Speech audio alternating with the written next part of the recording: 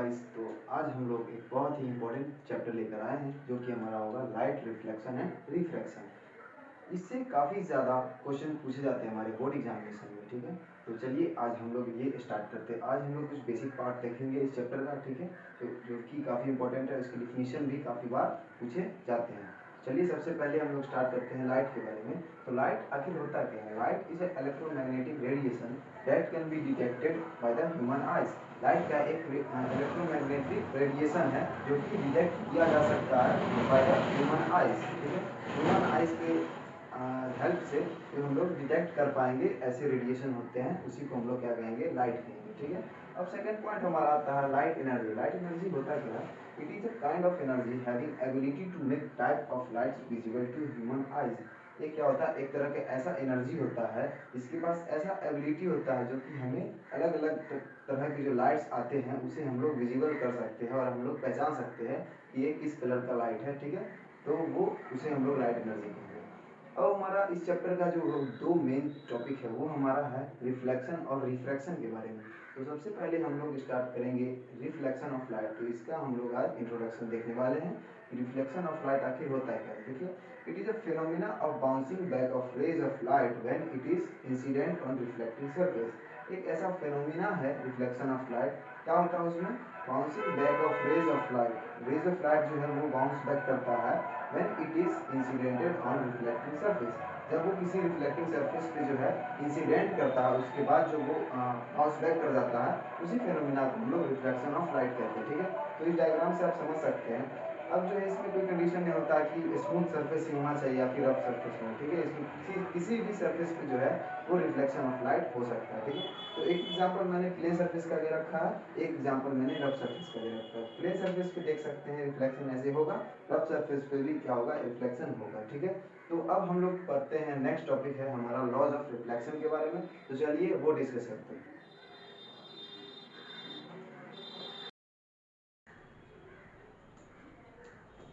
तो चलिए हम लोग अब डिस्कस करेंगे लॉज ऑफ रिफ्लेक्शन के बारे में, ठीक है। तो लॉज ऑफ रिफ्लेक्शन हमें दो लॉज इसमें हमें पढ़ने होते हैं, ठीक है। तो पहले मैं डायग्राम से आपको समझा रहा हूँ, फिर इसका स्टेटमेंट जो कि काफ़ी इंपॉर्टेंट है और इससे जो है बहुत सारे क्वेश्चन बनते हैं हमारे बोर्ड एग्जामिनेशन में, ठीक है। तो देखिए हमारा ये डायग्राम है, एक प्लेन सरफेस है, ठीक है। इस पर जो है इंसिडेंट रे आ रहा है आफ्टर रिफ्लेक्शन। ये क्या हो गया? हमारा एक इंसिडेंट रे है और ये जब प्लेन सरफेस पे इंसिडेंट करता है उसके बाद क्या करता है? बाउंस बैक, जैसे कि हम लोगों ने पढ़ा रिफ्लेक्शन में, ठीक है। तो ये आफ्टर बाउंस बैक करेगा। ये हो गया हमारा रिफ्लेक्टेड रे, ये हो गया हमारा इंसिडेंट रे, ठीक है। और बीच में जो है 90 परपेंडिकुलर किस पे? प्लेन सरफेस पे एक हम लोग लाइन बनाते हैं। ये लाइन एक्चुअल में होता नहीं है, ये एक इमेजिनरी लाइन होता है जिसे हम लोग नॉर्मल कहते हैं, ठीक है। तो होता क्या है इसमें? इसमें जो है लॉ हमें ये रिफ्लेक्शन का ये बताता है कि जो एंगल ऑफ इंसिडेंट होता है वो एंगल ऑफ रिफ्लेक्शन के बराबर होता है। ये हमारा फर्स्ट लॉ है। देखिए, the angle of incident is equal to angle of reflection. तो हम लोग एंगल सबसे पहली बात निकालेंगे कैसे, और एंगल किसके साथ हम लोग मेजर करते हैं, ठीक है। तो एंगल ऑफ इंसिडेंट हो या फिर एंगल ऑफ रिफ्लेक्शन हो, दोनों हम लोग क्या करते हैं? नॉर्मल से मेजर करते हैं, ठीक है। इस नॉर्मल से जो ये इंसिडेंट रे का एंगल बन रहा है वो हमारा क्या होगा? इंसिडेंट एंगल, ठीक है। और ये रिफ्लेक्टेड जो रे है वो नॉर्मल से जो भी एंगल बना रहा होगा उसे हम लोग क्या कहेंगे? एंगल ऑफ रिफ्लेक्शन, ठीक है। तो ये हमारा हो गया फर्स्ट लॉ इसका, the angle of incident is equal to angle of reflection, angle I is equal to angle R. And second हमारा लॉ इसका, the incident ray, reflected ray and normal lies on the same plane.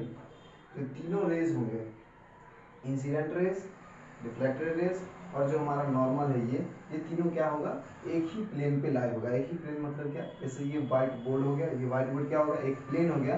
और ये तीनों जो रे है, तीनों रे वो क्या होगा? सेम प्लेन पे लाई कर रहा है, मतलब ये बोर्ड पर ही तीनों लाई कर रहा है, ठीक है। कोई बाहर की तरफ नहीं आ रहा, ठीक है। तो उसको हम लोग क्या कहेंगे? सेम प्लेन पे लाई कर रहा है। तो ये हमारा हो गया लॉज ऑफ रिफ्लेक्शन, ठीक है। तो इसके बाद हम लोग पढ़ेंगे मिरर्स के बारे में कि मिरर्स आखिर कितने तरह के होते हैं, ठीक है, और उसमें कैसे इमेज फॉर्म होते हैं, उस तरह से हम लोग आगे पढ़ेंगे, ठीक है। चलो,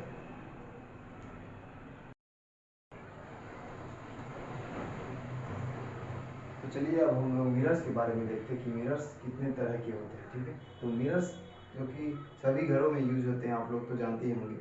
सबसे पहले आता है हमारा प्लेन मिरर, दूसरा हमारा आता है कॉन्केव मिरर, तीसरा हमारा है कॉन्वेक्स मिरर, ठीक है। तो प्लेन मिरर वो सारे मिरर जो कि हम लोग अपने नॉर्मली यूज करते हैं हम लोग अपने घर में, वो होता है हमारा प्लेन मिरर, ठीक है। सेकेंड हमारा कॉनकेव मिरर, इस तरह का स्ट्रक्चर होता है कॉनकेव मिरर का, जिसका जो है रिफ्लेक्टिंग सरफेस वो अंदर की तरफ हो, ठीक है, और बाहर में जो है वो कोटेड सरफेस होता है, ठीक है। और कॉन्वेक्स मिरर हम लोग कैसे पहचानेंगे, जिसका रिफ्लेक्टिंग सरफेस जो है वो बाहर की तरफ हो, उभरा हुआ हो, ठीक है, और उसका कोटेड जो है सरफेस वो अंदर की तरफ हो, ठीक है। ऐसे मिरर को हम लोग कॉन्वेक्स मिरर कहते हैं। अब एक पॉइंट आता है converging mirror and diverging mirror. हमारे क्वेश्चन पूछे जाते हैं एग्जामिनेशन में कि कन्वर्जिंग मिरर किस मिरर को कहते हैं और डाइवर्जिंग मिरर किस मिरर को कहते हैं, ठीक है। तो कन्वर्जिंग मिरर जो है वो हम लोग कॉनकेव मिरर को कहते हैं। कॉनकेव मिरर को कैसे कहते हैं, देखिए कॉनकेव मिरर में जो है रिफ्लेक्टिंग सरफेस अंदर की तरफ होता है, ठीक है। इस वजह से जो अगर किसी भी सोर्स से अगर लाइट आ रहा है, अगर इंसिडेंट करेगा हमारे कॉनकेव मिरर पे, तो वो क्या करेगा, सारा लाइट जो है वो एक जगह जाके कन्वर्ज कर जाएगा किसी एक पॉइंट पे, उसे इसलिए हम लोग कहते हैं कॉनकेव मिरर को कहते हैं कन्वर्जिंग मिरर, ठीक है। एंड सेकंड हमारा डाइवर्जिंग मिरर जो है, डाइवर्जिंग मिरर मान लीजिए किसी सोर्स से जो है वो लाइट आ रहा है, इसका रिफ्लेक्टिंग सरफेस बाहर की तरफ है, इसलिए जो है वो सारा लाइट कन्वर्ज ना होके सारा लाइट डाइवर्ज हो जाता है, इसलिए हम लोग इसे डाइवर्जिंग मिरर कहते हैं, ठीक है।